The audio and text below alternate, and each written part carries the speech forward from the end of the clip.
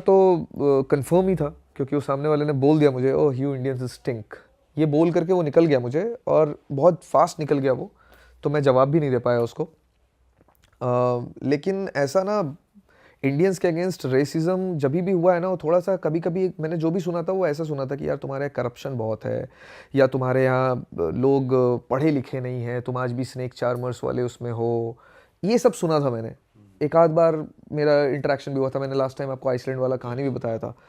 लेकिन ये जो है ना hatred that you guys are just go back leave our country, नफरत जो एक हेटरेड आई है कि आप हमारे लिए अच्छे नहीं हो, ये बहुत रीसेंट है।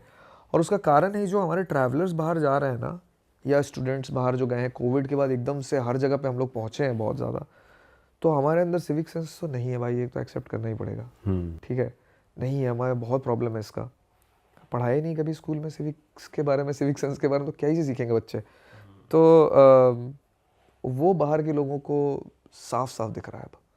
हाँ, लोग जाते हैं बाहर क्लब्स में जाते हैं और दे स्टिंक लाइक पूरा स्वेटी हो रखे हैं।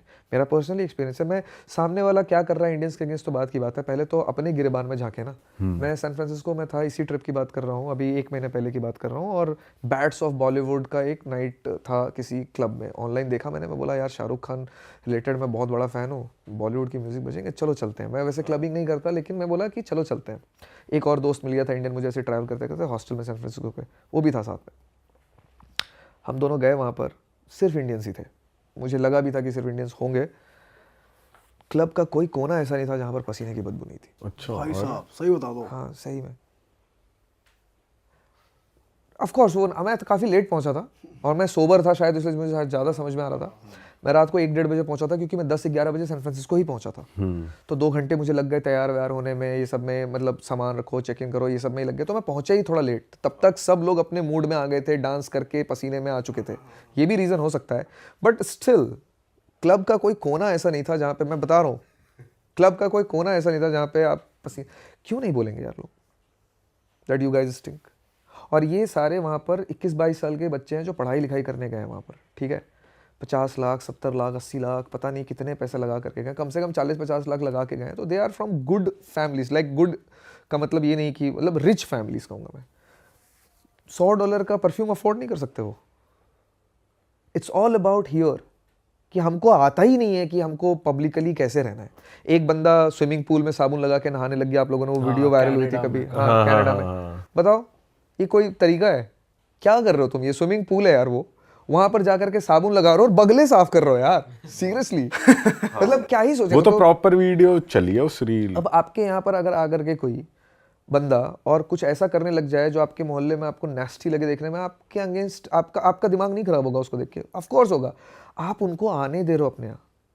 आपने पहली बात तो उनको कहा नहीं है कि आप हमारे यहाँ हो, वो आ रहे हैं और आप उनको आने दे रहे हो, और फिर आप जा करके उनके यहाँ पे, उनके कल्चर को तो छोड़ो कि आपने उनके कल्चर के साथ क्या किया नहीं किया, पर आप उनकी जगह को गंदा कर रहे हो।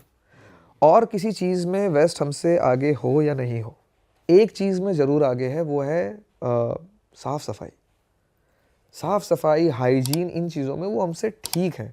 अब मैं, कुछ लोग तो ख़राब हर जगह होते हैं, लेकिन हमारे यहाँ ज़्यादातर लोग ख़राब हैं और कुछ ही लोग हैं जो अच्छे हैं, जिनको साफ़ सफाई से मतलब है। तो इस वजह से काफ़ी हमारे अगेंस्ट जो है ना हेटरेड आया है, क्योंकि लोग जा रहे हैं कचरा फेंक रहे हैं। कल मैं आ रहा था उत्तराखंड से, यहाँ पर पंजाब की गाड़ी थी एक, मेरे सामने खिड़की खुली और 3-4 वो कैंस बॉटल के बियर के थे या पता नहीं किसके थे, धड़ाधड़ सामने आए। मैंने बोला भी कि भाई ये कैन उठाओ और उनके जा करके मैं फेंकूंगा, गाड़ी रोक। तो मेरा दोस्त बोलता है कि मत कर, वो सामने जो गाड़ी जा रही है ना वो BMW है, वो कोई फ़ायदा नहीं है उसको बता करके। BMW है मतलब पैसा है ना, और उससे कैंस निकल करके हाईवे पर फेंका है, इसमें सरकार की क्या गलती है? ये तो हमारे ही लोग हैं। अभी ये जिस दिन जाएंगे बाहर, अब BMW है तो ऐसा तो इतना पैसा तो है उसके पास कि वो अमेरिका और यूरोप भी घूमता होगा, वो यहाँ पे भी यही करेगा, वो वहाँ पे भी वही करेगा। तो लोग क्या बोलेंगे कि देखो इंडियन आया हमारे यहाँ पे ये करके जा रहा है, तो क्यों नहीं हेटरेड होगा यार? तो हेटरेड है, मेरे साथ भी हो रहा है और मुझे लगता है होता रहेगा भी। और मुझे लगता है कि सरकार को इट्स वेरी हार्ड, मुझे लगता है इट्स वेरी हाई टाइम कि सरकार को इसके अगेंस्ट लेना चाहिए। पता नहीं, मैं सॉल्यूशन पे बात कर दूं? हाँ भाई प्लीज करो ना। चाइना क्या है ना, हाँ चाइना, हाँ अभी भाई से डिस्कस भी कर रहा था मैं। चाइना जो है, चाइना आज से 10 साल पहले चाइनीज़ टूरिस्ट ऐसे ही बदनाम थे हर जगह पे, क्योंकि वो बहुत ज़्यादा नंबर ऑफ ट्रैवलर्स हैं चाइनीज़ जो बहुत ज़्यादा ट्रैवल करते हैं ग्रुप में और बहुत ज़्यादा बदनाम थे अपने इन चीज़ों के लिए, अनहाइजीनिक और सिविक सेंस नहीं है इन चीज़ों के लिए, बहुत ज़्यादा बदनाम थे। मतलब चाइनीज़ टूरिस्ट के अगेंस्ट जो हेटरेड था ना वो बहुत ऑसम लेवल पे था। अभी तो इंडियंस को उतना हेटरेड मिला ही नहीं है जितना चाइनीज़ टूरिस्ट को मिलता था 10 साल पहले तक। तो चाइना एक रूल लेकर के आया, एक पॉलिसी लेकर के आया कि जिस भी हमारे देश के लोग देश के अंदर या देश के बाहर जहाँ भी घूम रहे हैं और अगर कल्चर को किसी तरीके से हर्ट किया वहाँ के, या किसी भी तरीके का कुछ ऐसा काम किया जो वहाँ के लोगों को नहीं अच्छा लगा और रिपोर्ट आ गया हमारी नज़र में, पकड़ में आ गया, तो हम उनके ऊपर बैन लगाएंगे। सीवियरिटी ऑफ केस के हिसाब से 2 साल मिनिमम, 10 साल मैक्सिमम का ट्रैवल बैन लगेगा। ट्रैवल बैन मतलब वो आदमी देश के बाहर जा ही नहीं सकता, अब उसको किसी तरीके का वीज़ा ही नहीं मिलेगा, टिकट ही नहीं मिलेगा। और ये इन्फॉर्मेशन सिर्फ वो बैन ब्लैकलिस्ट जो होगा, ये इन्फॉर्मेशन सबको बांटी जाएगी, एयरलाइन को, टूरिस्ट कंपनी को, ट्रैवल कंपनीज को विद इन चाइना। ठीक है, सिर्फ इतना ही नहीं, उनके चेहरे होर्डिंग्स पर भी लगाए। अच्छा, और ठीक है, पब्लिक प्लेसेस पर उनके चेहरे लगाए कि ये बंदे को हमने बैन किया है इस कारण की वजह से, पूरा बड़ा बड़ा चेहरा लगाया उनका, पब्लिक शेमिंग भी करी उनकी। 10 साल बाद देख लो, आज चाइनीज़ टूरिस्ट के अगेंस्ट आपको एक ऐसी चीज़ नहीं देखने को मिलेगी, क्योंकि सबको पता चल गया कि अगर हमने बाहर जाकर के कुछ किया, हमने एयरलाइन में कोई तमाशा खड़ा किया या हमने बाहर जाके कोई गंदगी फैलाई, बैन हो जाने तो हम चाइना के बाहर निकल ही नहीं पाएंगे और विद इन चाइना भी नहीं ट्रैवल कर पाएंगे। और 2 साल 10 साल तो बहुत लंबे टाइम का बैन है। एग्जैक्टली। अब हमारे जो कुछ वो टर्की वाला जो एक लड़का था, हाँ, क्या हुआ उसके साथ मुझे पता नहीं है। आगे टर्की ने तो अरेस्ट कर लिया था, बट इंडियन गवर्नमेंट ने कुछ किया कि नहीं किया मुझे पता नहीं है। लेकिन अगर उसको सपोजिटली 10 साल के लिए अभी इंडियन गवर्नमेंट बैन कर दे और एक पॉलिसी लेकर के आ जाए कि कोई भी अगर ऐसा कुछ करता हुआ पकड़ा गया बाहर, तो हम उसको 10 साल के लिए इंटरनेशनल ट्रैवल से बैन कर रहे हैं, कितने लोग आपको लगता है कि ये करने की हिम्मत रखेंगे इसके बाद? सही बात है भाई, गवर्नमेंट स्ट्रिक्ट हो गई फिर तो। और वो जो कर रहा था उसके बाद हमारी कितनी थू हुई, क्योंकि टर्की पुलिस ने जो अरेस्ट किया वो अरेस्ट करने से बहुत पहले इंडिया का नाम डैमेज हो चुका था भाई, कि इंडियन बंदे ने अपनी गाइड के साथ मिसबिहेव किया और वो भी बहुत ही वल्गर लेवल का। तो हम तो इंडिया वर्ड लग गया ना भाई उसके आगे।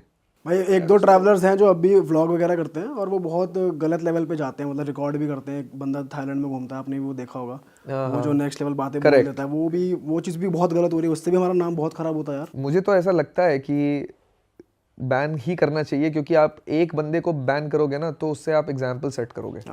बैन करना ही चाहिए, पर हार्श रियलिटी ये भाई कि कोर में प्रॉब्लम ये है कि वो बंदा जो बना रहा है ना, उसको कंज्यूम करने वाले लोग भी तो हमारे देश के ही हैं।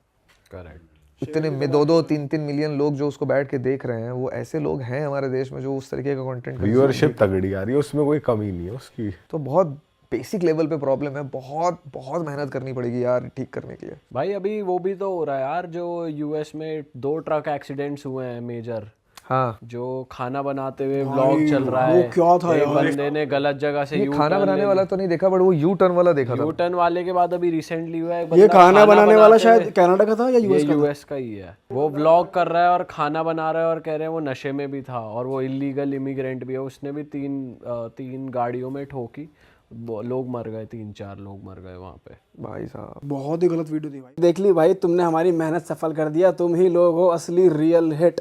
और अगर आपको बहुत मजा आ रहा है ऐसी क्लिप्स में, ऐसी वीडियोस में, तो फटाफट जाइए प्लेलिस्ट पे बिंज वॉच कीजिए, सारी वीडियोस देख डालो और मौज काटो। That is it. हम मिलेंगे नए पॉडकास्ट में, नए क्लिप में। Till then bye bye, see you, take care, do subscribe.